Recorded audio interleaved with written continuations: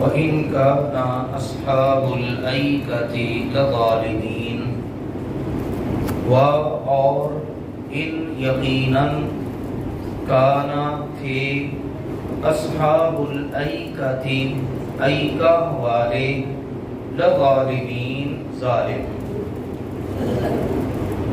اصحاب الایکہ کا ذکر قرآن پاک میں متعدد مقامات پر موجود ہے۔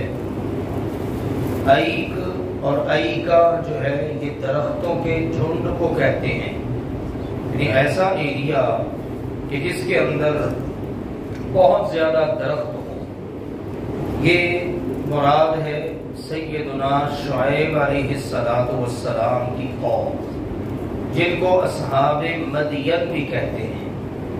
اللہ تعالیٰ نے فرمایا یقیناً یہ اصحاب الایکہ یعنی مدین کے باسی، ایکہ مقام پر رہنے والے، یہ بھی ظالم تھے۔ بعض مفسرین کا کہنا ہے یہ دونوں ایک ہیں، بعض فرماتے ہیں کہ نہیں، یہ دونوں الگ الگ قومیں ہیں۔ اصحاب الایکہ اور ہیں اور اصحاب مدین اور ہیں۔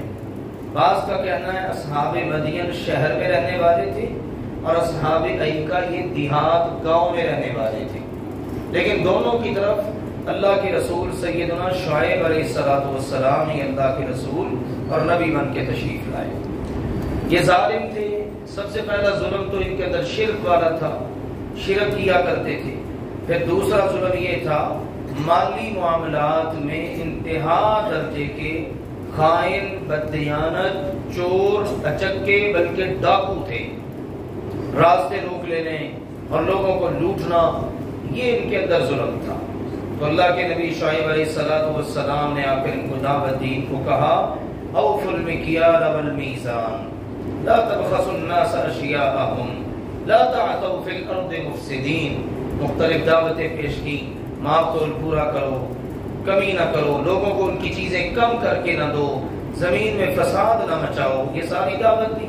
اور اس سے پہلے یہ کہا اللہ کی عبادت کرو، اس کے ساتھ کسی کو شریک نہ بناؤ۔ لیکن اس قوم نے بھی پہلے والی اقوام کی طرح نہ مانا، بلکہ الٹا شعیب علیہ السلام کے مقابلے پر اتر آئے اور ان کی جان کے دشمن بن گئے۔ آخر ہوا یہ، اللہ نے کہا فانتقمنا، بس ہم نے انتقام لیا، منہم ان سے، وانہما اور بے شک یہ دونوں یعنی مدین اور اسی طرح سے ایکہ، یہ دونوں مقامات یا لوط علیہ السلام کی بستی صدوم اور اسی طرح سے یہ ایکہ مدین لبِإِمَامٍ مُبِينٍ، واضح راستے پر ہیں۔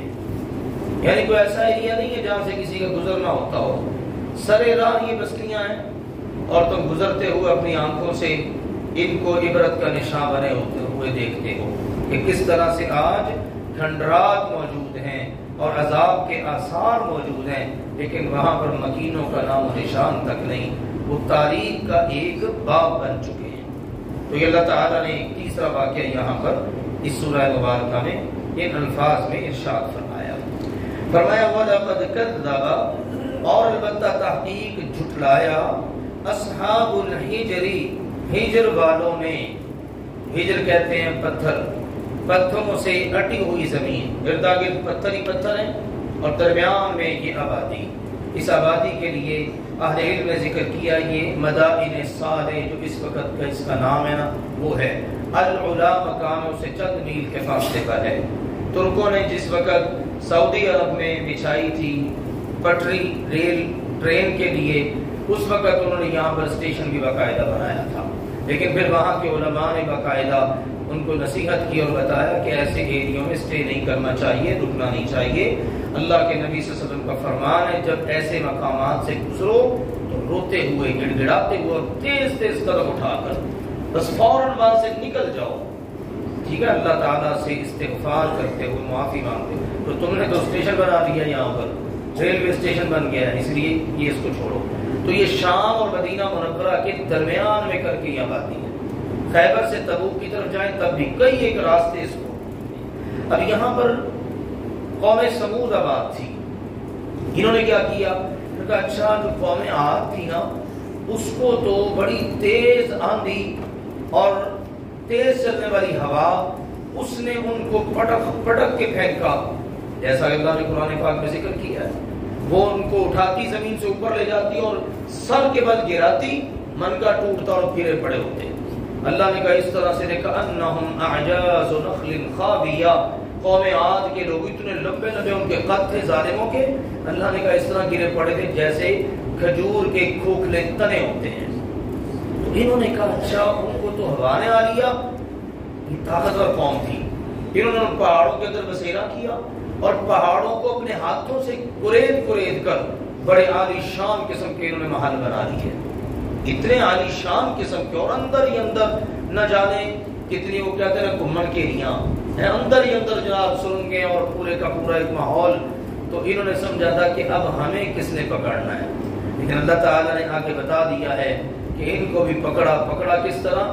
ایک زوردار چیخ بلند ہوئی، اتنی زوردار چیخ تھی کہ زمین ہل گئی، زلزلہ ادھر سے آیا، اور اللہ تعالیٰ نے ان کا بھی پھر نام و نشان مٹا کے رکھ دیا۔ اللہ تعالیٰ کے ہاں تو دنیا کی کوئی ترقیاں جتنی بھی بندہ کر لے کوئی حیثیت نہیں رکھتی۔ آج دنیا کس قدر ترقی کر چکی ہے، لیکن آپ دیکھو کہ اس وقت اللہ آسمان سے عذاب دینا چاہے، زمین سے اللہ کوئی عذاب دینا چاہے، دنیا کی ساری طاقتیں مل کر بھی اس کی راہ میں رکاوٹ نہیں بن سکتی۔ تو یہ پیغام اصل میں دیا جا رہا ہے کہ تمہیں غلط لوگوں کی راہ پر چلنے کی بجائے اچھے لوگوں کی راہ پر چلنا چاہیے۔ تو اللہ نے کہا اور یقیناً جھٹلایا ہجر والوں نے بھی المرسلین، رسولوں کو۔ ایک رسول کو جھٹلانا تمام رسولوں کو جھٹلانے کے مترادف ہے۔ اس لیے ہم لوگ جب الحمدللہ اپنے ایمان کا اظہار کرتے ہیں تو ہم کیا کہتے ہیں؟ لا نفرق بین احد من رسله، ہم اللہ کے رسولوں میں سے کسی ایک کو بھی رسولوں کی لسٹ سے جدا نہیں کرتے، تفریق نہیں ڈالتے، ہمارا تمام رسولوں پر ایمان ہے، آدم علیہ السلام سے لے کر سیدنا محمد کریم صلی اللہ علیہ وسلم تک۔ تو کسی ایک رسول کا انکار سب کا انکار، ایک رسول کی تکذیب سب کی تکذیب۔ فرمایا وَآتَيْنَاهُمْ، اور دی ہم نے ان کو آیاتنا، اپنی نشانیاں، اپنی آیات۔ اونٹنی بذات خود بہت بڑی نشانی تھی، اور اس ایک معجزے کے اندر یہ اونٹنی جو تھی ناقۃ اللہ، اس کے اندر ہی بڑی نشانیاں تھیں۔ پہاڑ میں سے اونٹنی کا نکلنا، پھر ایک دن میں ساری بستی کے تمام لوگوں اور تمام جانوروں کے برابر اس کنویں سے پانی پی لینا، یہ بذات خود اس کے اندر بڑا نشان اور بڑا سبق موجود تھا۔ پھر اس کے علاوہ بھی اللہ سبحانہ و تعالیٰ نے جو ان کو جسمانی طور پر طاقت دی، قوت دی تھی، پھر بڑے عالیشان محلات بنا کر وہ رہے، اور پھر اللہ تعالیٰ نے ان کے لیے پانی اور دیگر اللہ تعالیٰ نے کئی قسم کے رزق کا ان کے لیے بندوبست کر رکھا تھا۔ تو یہ پھر اس کے علاوہ اللہ تعالیٰ نے صالح علیہ السلام جیسا رسول نبی ان کے لیے چنا، جو ان کو اللہ کا پیغام پہنچاتے، عقلی نقلی دلائل کے ذریعے ان کو سمجھاتے، لیکن فکانوا، پس وہ تھے، عنہا، اس سب سے، معرضین، اعراض کرنے والے، منہ موڑنے والے، کسی ایک بات پر بھی انہیں توجہ نہ دی۔ وکانوا، اور وہ تھے، ینحتون، تراشتے، من الجبال، پہاڑوں سے، بیوتن، گھر، آمنین، بالکل بے خوف و خطر ہو کر، امن کے ساتھ بڑی بہترین زندگی گزارتے ہیں، لیکن چونکہ اللہ کی نافرمانی اور اللہ کے رسول کی نافرمانی، پھر سب سے بڑی اللہ کی بغاوت، شرک، کہ بندے کو اللہ نے اتنی نعمتیں دے رکھی ہوں پھر بھی وہ اللہ کی غیرت کو للکارے، کیونکہ اللہ تعالیٰ کو اس بات پر سب سے زیادہ غصہ آتا ہے کہ سب کچھ کرنے والا میں ہوں اور میرے ساتھ بندہ ہو کر شرک کرنا شروع کر دے۔ اللہ کو یہ ظلم برداشت نہیں ہے۔ اللہ نے فرمایا فَأَخَذَتْهُمْ، پس آ لیا ان کو، الصَّيْحَةُ، زوردار چیخ نے، مصبحین، صبح کے وقت، صبح ہوئی، آنکھیں کھلی جناب، اور آنکھیں ملتے ہوئے اٹھے تو ادھر سے زوردار چیخ بلند ہوئی اور ساتھ ہی زلزلہ، اور اللہ تعالیٰ نے اس کے ساتھ ہی ان کا نام و نشان مٹا کے رکھ دیا۔ فرمایا فما اغنا، بس نہیں کام آیا، انہم، ان کے، ما کانو، جو کچھ وہ تھے، یکسبون، کماتے، دنیا کی کر و فر، ٹھاٹ باٹ، عالیشان محلات، پہاڑ جن کو اللہ تعالیٰ نے قرآن پاک میں زمین کے لیے میخیں قرار دیا ہے، والجبال اوتادا، اللہ نے ان کو میخیں بنا کے زمین میں گاڑ دیا ہے تاکہ زمین حرکت نہ کرے، ان پہاڑوں کے اندر بھی زلزلہ برپا ہوا اور اللہ تعالیٰ نے اس قوم کا نام و نشان مٹا دیا، کیونکہ انہوں نے سیدنا صالح علیہ السلام سے مطالبہ کیا، معجزہ دکھاؤ۔ کیا معجزہ بھائی؟ خود کہا کہ یہاں سے اونٹنی نکلی، کہا بلکہ اللہ کی اونٹنی ہے، اللہ کا معجزہ، اس کو تم نے کچھ نہیں کہنا۔ ان ظالموں نے اس کی ٹانگیں کاٹ دی اور اس کو معذور کر دیا، ظلم ڈھایا اس پر۔ پھر کیوں اللہ تعالیٰ کے معجزے کا جب انہوں نے اتنی بڑی اس کی تذلیل اور انسلٹ کی، پھر اللہ تعالیٰ نے 3 دن کی مہلت دی، اب جو تم نے کرنا بھی کر لو، اپنا بندوبست کر لو جو کرنا چاہتے ہو۔ اور اس کے بعد اللہ کا عذاب اس طرح سے آیا۔ یہ 4 واقعات اللہ تعالیٰ نے ذکر کیے، ٹھیک ہے نا؟ لوط علیہ السلام کی قوم، اور اسی طرح سے اس کے بعد اصحاب الایکہ، اور اس کے بعد یہ اصحاب الحجر، اور یہ تھے نافرمان لوگوں کے معاملات۔ اس سے پہلے اللہ نے ایک واقعہ ذکر کیا ابراہیم علیہ السلام، فرما بردار۔ تو دونوں حالات سامنے رکھ دیے۔ اب دیکھ لو کہ فرما برداروں کا کتنا شاندار رزلٹ نکلا۔ ابراہیم علیہ السلام فرما برداری، ہر وقت فرما برداری میں لگے ہوئے ہیں، اور دوسری طرف یہ دیکھ لو یہ نافرمان قوم ہے، باوجود اس کے جتھے میں اتنی زیادہ ہیں، افرادی قوت ان کے پاس بہت ہے، دنیا کا مال و دولت بہت ہے، دنیا کے لحاظ سے بڑی انہوں نے ترقیاں کی ہیں، اور ادھر ابراہیم علیہ السلام اکیلے تنہا۔ دیکھو کامیابی نے کس کے قدم چومے۔ اب فرمایا وما خلقنا، اور نہیں ہم نے پیدا کیا، السماوات آسمانوں کو، والارض اور زمین کو، وما بینہما اور جو کچھ ان دونوں کے درمیان ہے، الا بالحق مگر حق کے ساتھ۔ تمہیں نظر آ رہا ہے سارا کچھ، اتنا بڑا آسمان بغیر ستونوں کے کھڑا ہے، اور اتنی وسیع اور عریض زمین، اس پر خشکی کا حصہ، تری کا حصہ، پھر ان کے درمیان میں دیکھو کتنا لمبا چوڑا فضا کا ایک نظام ہے۔ تو جو کچھ بھی ان آسمانوں اور زمین کے درمیان ہے، یہ سب کچھ اللہ نے کہا ہم نے پیدا کیا ہے۔